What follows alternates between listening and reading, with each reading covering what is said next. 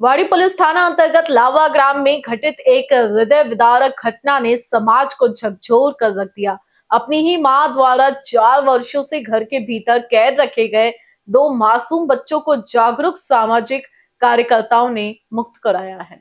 बच्चों की हालत बेहद दयनीय थी। न ही उन्हें धूप दिखाई दी थी, न ही बाहर की दुनिया से उनका कोई परिचय कराया गया।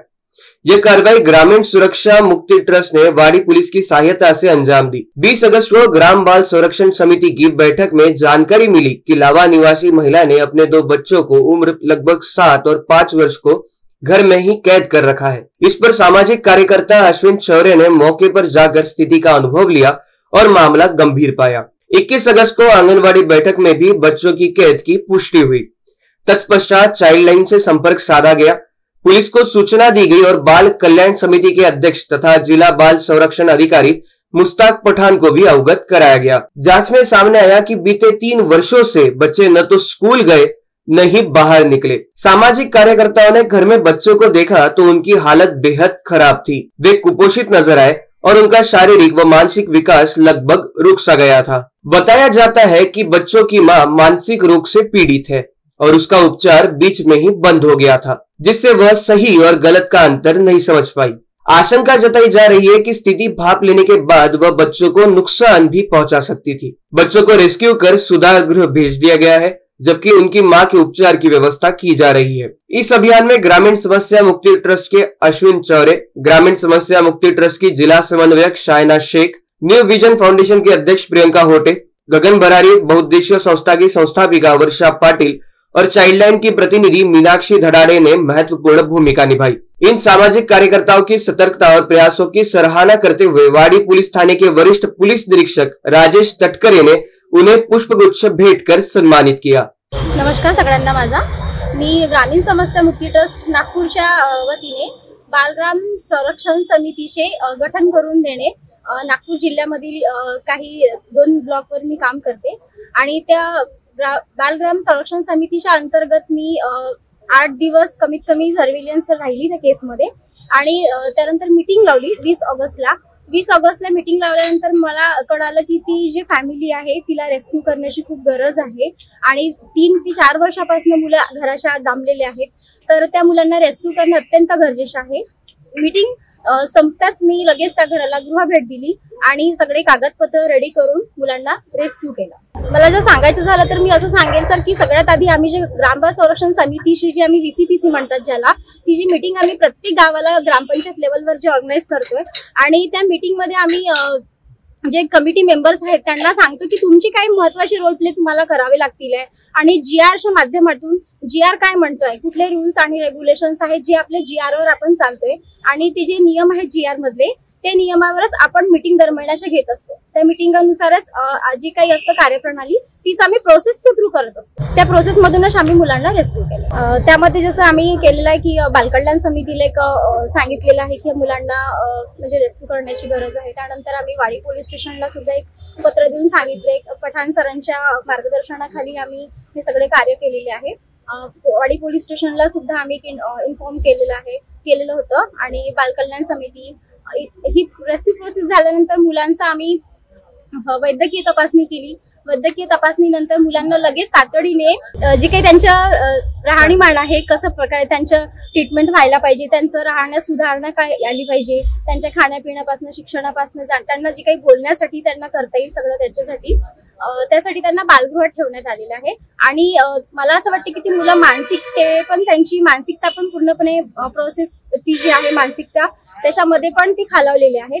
तर त्यासाठी त्यांना वैद्यकीय तपासणी, जसं की म्हणता येईल की मानसिक वैद्यकीय तपासणीची त्यांना अत्यंत गरज आहे आणि ती प्रोसेस त्यांच्यावर कार्य करते। त्या बालकांची आई जी गेल्या 5 ते 6 वर्षापासून मानसिक रुग्ण आहे आणि ती पूर्णपणे तिच्या मुलांना पाहिजे त्या तशा प्रकारे ती पालन पोषण म्हणजे म्हणता येईल की जे समोर आपण मुलांना संगोपन करतोय त्या प्रकारे संगोपन नाही करत आहे, म्हणून त्यासाठी त्या मुलांना मनोरुग्णालयात त्यांचं दाखल म्हणजे त्यांचा उपचाराकरिता त्यांना पाठवतात। जय हिंद, मी राजेश तटकरे, वरिष्ठ पोलीस निरीक्षक, वाडी पोलीस स्टेशन। 2 दिवसापूर्वी आमच्या लावागावच्या पोलीस पाटील आणि काही कार्यकर्ते आमच्याकडे आले होते आणि त्यांनी एक अर्ज दिला होता की मनोरम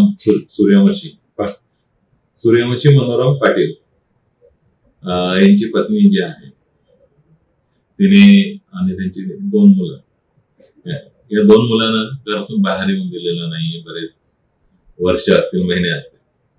अशा प्रकारची तक्रार आल्याच्या नंतर त्यांना आम्ही लहान मुलांचा इश्यू असल्यामुळे बाल कल्याण समितीकडून त्याबाबत योग्य आदेश घेण्याबाबत निर्देश दिले आणि याबाबत महिला पोलीस उपनिरीक्षक कोठे मॅडम यांनाही त्यांना त्याबाबत चौकशी करून पूर्ण कारवाई करण्याचे निर्देश दिले होते.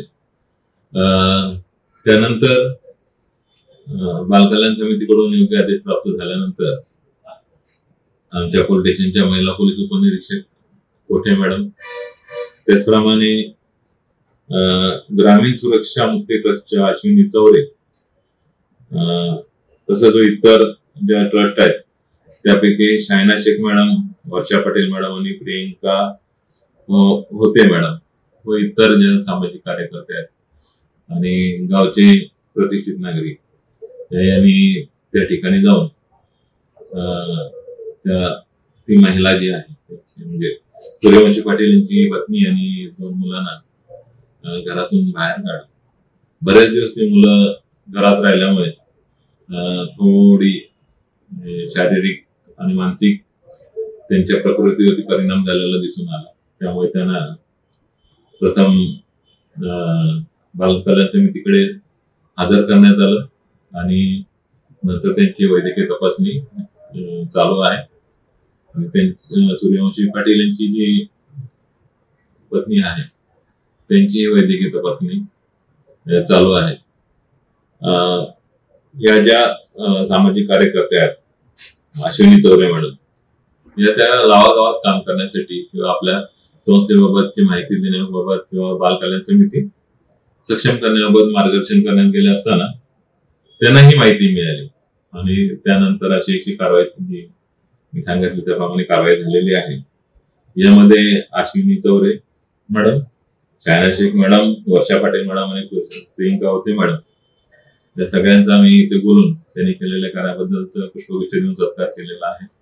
कारण निश्चितच त्या सत्काराच्या पात्र आहेत. तरी मी या अनुषंगाने माझ्या वाडीतील त्याचप्रमाणे आपली 7 गाव आहे, दौलामेटी आहे, वडधामना, सुराबर्डी, बोदाडा वगैरे, तर या गावात किंवा वाडीमध्ये जर मुलांबाबत अशी कोणती घटना घडत असेल तर त्यांनी आम्हाला डायरेक्ट येऊन संपर्क साधावा. आपल्याकडे लेडीज ऑफिसर आणि लेडीज स्टाफ आहे आणि बाल कल्याण समितीचं कामकाज करणारा आपण एक अधिकारी आणि काही महिला कर्मचारी त्यासाठी नेमणूक केलेली आहे.